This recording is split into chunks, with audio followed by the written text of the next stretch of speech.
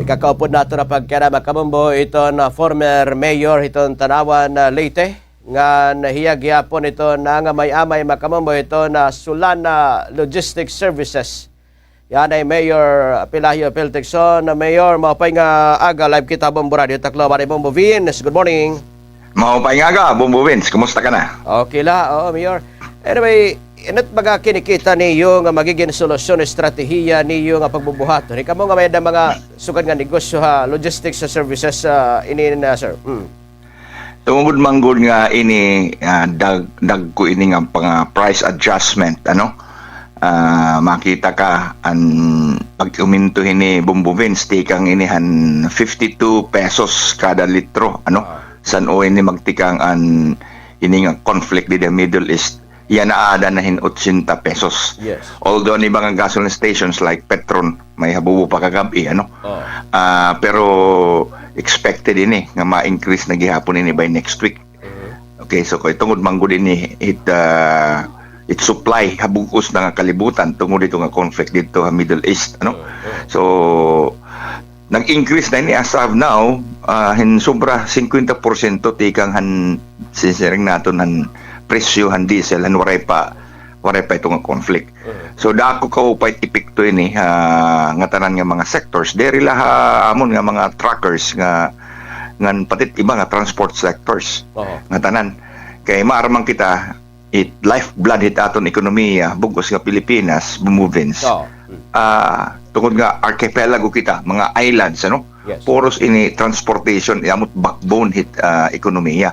Mada barko kuan eroplano kay nga ini nga mga trucks so amo nit napaka-importante nga panginanoon para akon solusyon ini nga panginanoon gud ini prioritize ini dayon nit gobyerno kay aton national government nga mamay-ada ini intervention immediately nga itakon nahingitaan nga intervention ini na i-declare naman nga ni gihapon ni Presidente Bongbong Marcos nga mamay-ada kunta subsidiya an iba-iba nga mga affected nga sectors nga na itakon hini question kay medyo dapat it-intervention din ni Vince immediate urgent ini nga situation emergency ini nga situation nga mamaya-ada intervention gobyerno pag-ayuda hini nga mga sectors nga apektado so kay transport ini logistics nga mga sectors kay kundi ini matatagan hin subsidiya mawawarayan ini waray ini ibang options kundi pagpasa hini presyo it increase it gasolina ngadto hit mga konsumidor di ba?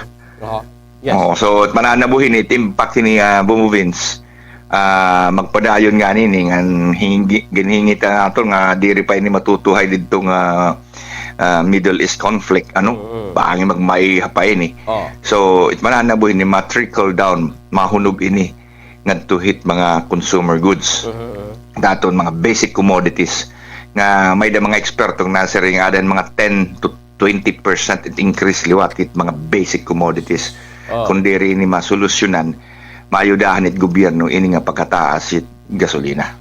Okay. So dapat magataga rin emergency power itong presidente para makag-switch kung ano baga maupay inin Mayor? Damoy pwede ito nga sinsiring ni mong emergency power para mamayda dayon it presidente immediate nga action nga himuon nga it importante maghingita dayon it aton presidente kung hain nga pundo tira pwede magamit para hini nga subsidiya para hini nga mga sectors. Nanunumdum ako Bumuvins may nakita ni sugad nga experience for parehang COVID-19 di ba?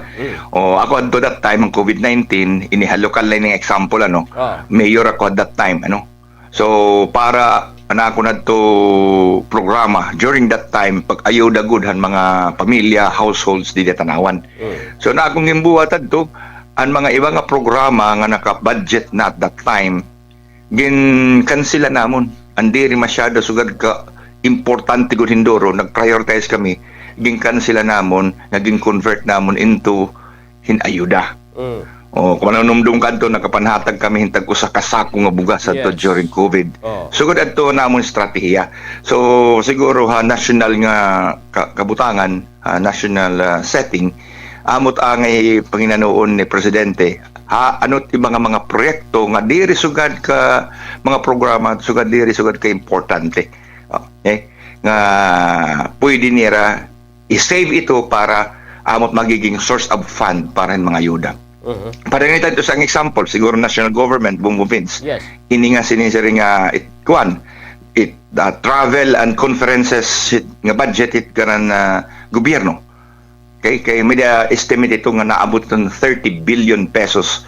How sa katuig budget hit national government, local government, hit party travel, no? Ini mga lakbay aral it mga opisyal. Yes, yes. So pwede ito manduhan dayon nga ito, pwede ito i-cut dayon. Kay cut it by half. Okay? Wariane travel, gamit ani kita technology. Or pwede nga ito, so ganito nga mga measures, kay para ito nga masisave nga pundo, pwede ito maalot tagadayon ni presidente para subsidy no? Subsidy hit iba-iba nga mga sectors. Nganyan, o eventually, kung magpadayon ini nga crisis, subsidy parahan mga pamilya. Pero pareho lang kanan COVID, no? So ganito kunta nga mga pitad. Okay. So angay nga gabagin hingita naton. Ini nga 4-day work day, 4-day trabaho na lahaw sa kasimana. Ano ba kinikita nga magiging epekto liwat? Ang mga upay ba inin sir? Pwede ito nga pitad. In fact, ginbuhat mga ninin naton didahan COVID-19. Okay? Pwede pa nga itong more, sinisering na ini, i-activate na natin ng work from home. Ayun. Di ba? Amo matulan natin mga measures sa itong imbuhat ang COVID time. Work from home, kay may naman technology, may Zoom, online. Pwede lagi hapon online makakagtrabaho, di rin na kinanla mag-travel, so masisave, dakot savings gihapon itong diga. Okay? So usa ito nga maupay nga pitad, no? Pwede himuon. Okay. Posible magdosen inflation para it bulan ton Marso. Sir, kung pag kita magpadayon nga niniya nga week nga next week nga sugad na nga presyo, mapaabat naton dayo nga may ni epekto hikwan presyo. Kay duro kadako na adjustment, Vince, kung talangod tilang adjustment, diri ito dayon kikitan. Remember, from 52 to 53 pesos ang baseline price ang diesel, yan na 80 na. Nga magpadayon pa nga ni, may nag-expect nga maabot pa yung 100 pesos. Di ba? Imagine ito. So, wala ito choice it nagninegosyo kundi papasa ito nga konsumidor. No? So, katapos-tapusan ang mga naton mulupyo amot will bear the burden, no? Amot masalo hini nga increase hit nga tanan nga papliton. Ayun. Iyo services sa yung mga customer sir. Ano't baga kuan na hini? Nagpamahayag na ba kamo baga increase gihapon or ma-increase kamo or ano? Ongoing pat amon discussion. Ita ko negosyo liwat, ita ko tracking business. Ongoing liwat discussion namon nga naamon as much possible dere ani kami pa-increase kung mamaya da mga adjustments nga pwede himuon namon nga we will try as best as we can nga diri magpa-increase. Pero ito diri mapupugang kung magpadayon ito nga presyo yan and looks like magpapadayon ito tungod kabutangan ng Middle East. Pero kay dinikorit aton mga gasolina no tibako no karon mga dati pa man korek nga stock pero ginupod na pag-increase. Nananabuhi ni actually kay may dako ni nakahimang raw nga iba-iba nga tinatawag Vince nga mga independent retailers inihira na kumpra inihira didit mga I think bulk nga ni didi ada may babat ng bulk nga depot no na kumpra ton hira dito on a daily basis so iba hidida kay tungod nga na kumpra na daily basis it presyo yan na as I understand dito hurog taas na nga presyo. Kay hurog taas na nga presyo. So na-reflect na hang kanan adjustment kan world market nga presyo. So ang ibang gasolihan niya na dinhi may dapa kakulo puro bubo pa I think kay tungod nga may dapat to nira supply han robo mo pan presyo, pero ang iba nga mga gasoline stations nga kada adlaw lang ito tira comprada, warin na niya gyapon choice pag increase gyapon presyo. Oh. Pero ini nga big three baka inin di man her nakikisabahay tani nga mga gunti-gunti ino Kung bana-bana ko pagkita ko mangin next week ini ma-increase na gyapon ito. Kay tungod kawarayan naman supply, no?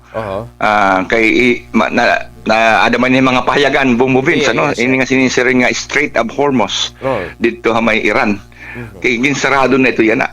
Ada ito na agit supply hit crudo tikang Middle East. So mga 20-25% hit global supply. Ada na agi ito dida. Ginsarado ito dida hit Iran. So samtang sarado ito, kulang it supply. Kung kulang it supply, mataas it presyo. So amo talaga ito baga ekonomiya dida. totoo no. Anyway, siguro, Mayor, minsan mo lang ito natin mga kabugtuan, tipid-tipid gudanay, higpit na rin sinturon, yan ang mga panawad.